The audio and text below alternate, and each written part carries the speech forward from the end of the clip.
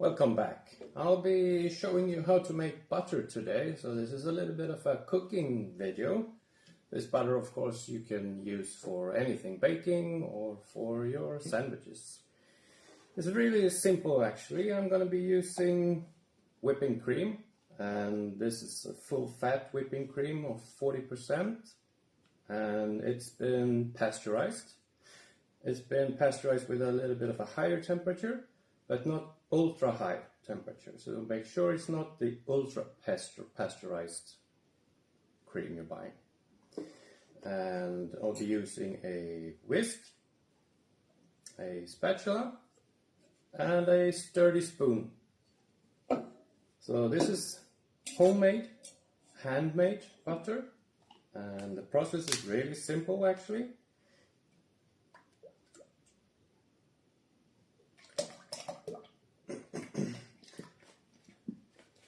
This is 5 deciliters of cream, and that will give me about 250 grams of butter.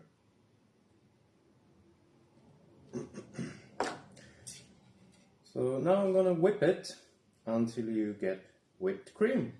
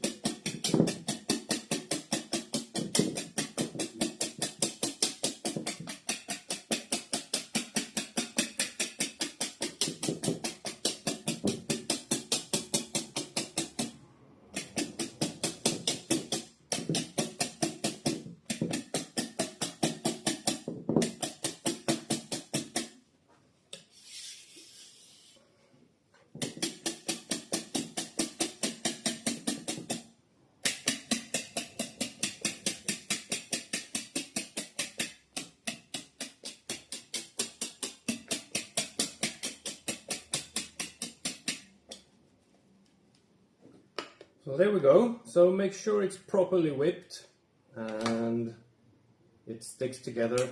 It's very hard.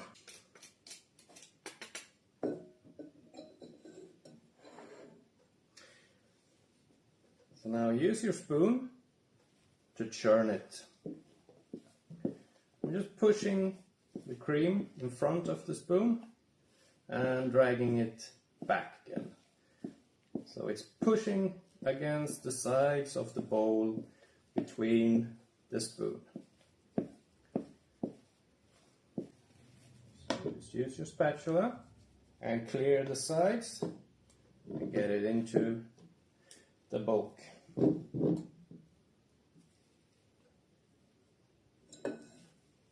keep churning.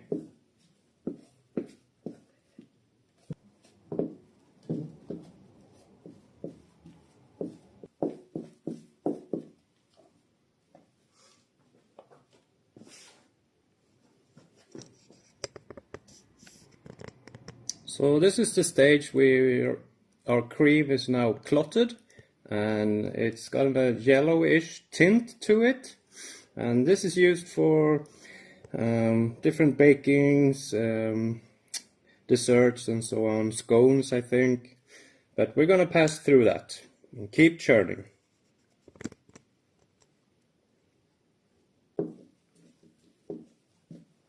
So now I've switched technique and I'm keeping the spoon upright like this, and I'm using the back of it to press the mixture, the cream, to the sides, because now it sticks together a lot better. So I'm gonna keep pushing to the sides with the back of the spoon. This is where the sturdiness of the spoon comes in handy.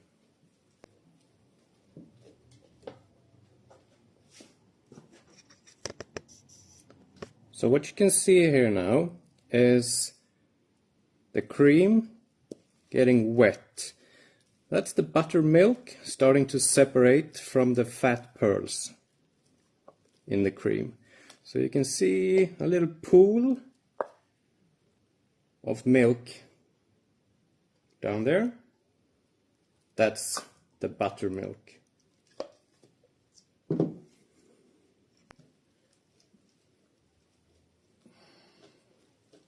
And use that spoon and your shoulder to press the cream to the sides.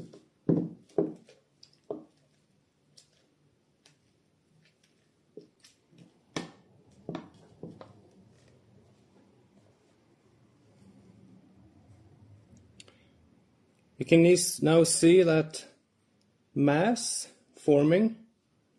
That's the butter we're after. And this is the buttermilk that's been separating. But keep working it until you separate all of the milk, and the butter will then stay together.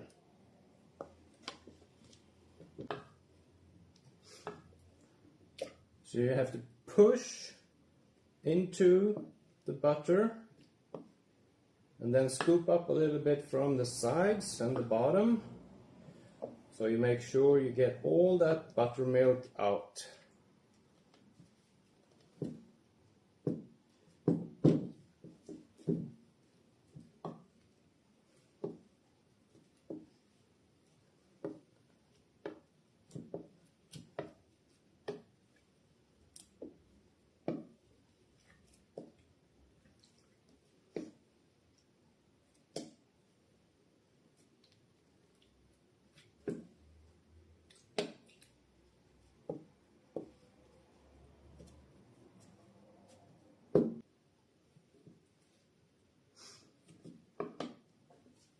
There we go. Now you can see the butter stays together in one lump, and all the buttermilk, which has a little bit of butter in it, of course, a little bit of small chunks.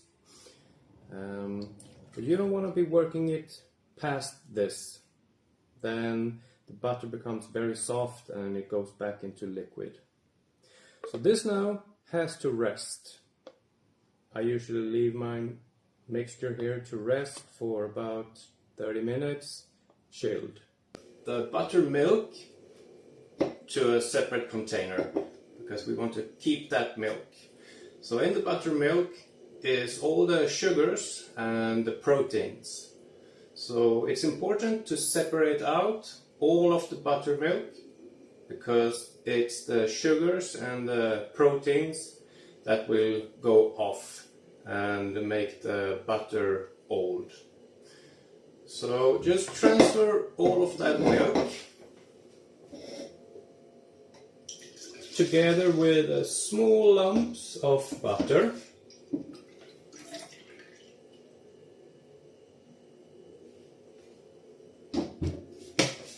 And this is of course great to drink as it is or use in baking.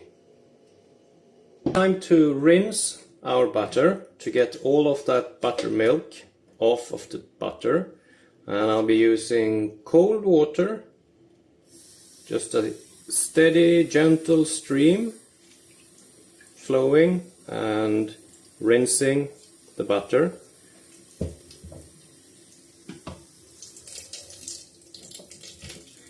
And just gently pushing through all of the butter to get all of that milk off, so that we end up with a clean product. So just work it slight with a gentle hand and then flush away the water containing the buttermilk.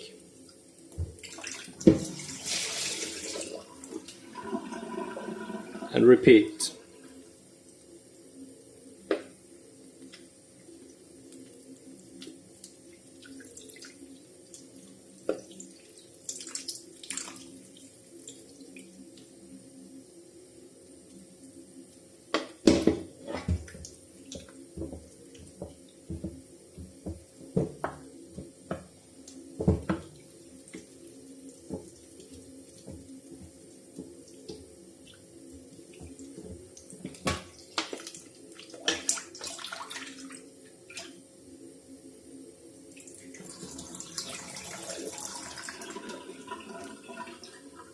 I think 3 times is a good amount, because we don't want to be working the butter too much after we've separated the buttermilk from the fat.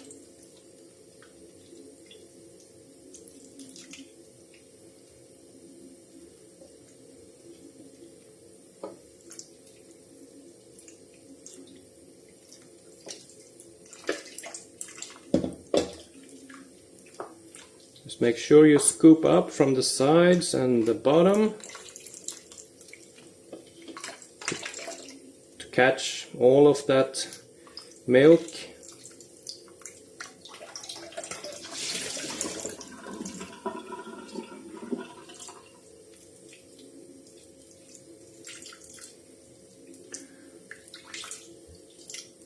And your water should now be almost clear.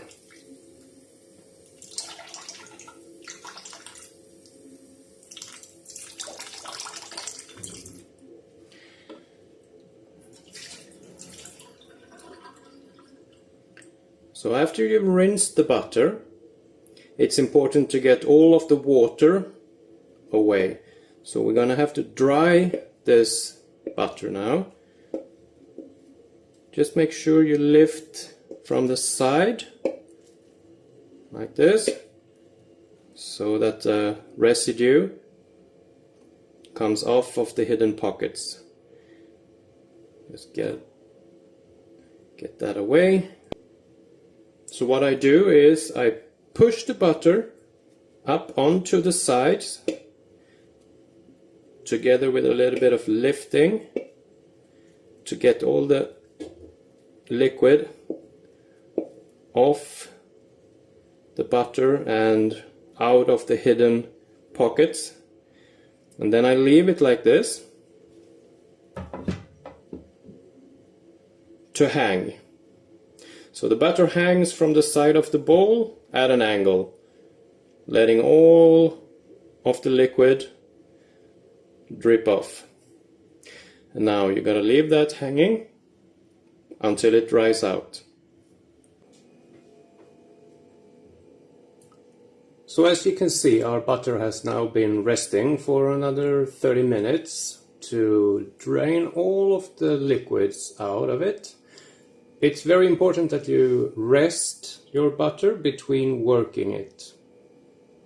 So now what I like to do is get the butter out onto a baking sheet. And this is where you also want to salt your butter if you want to have a salted butter.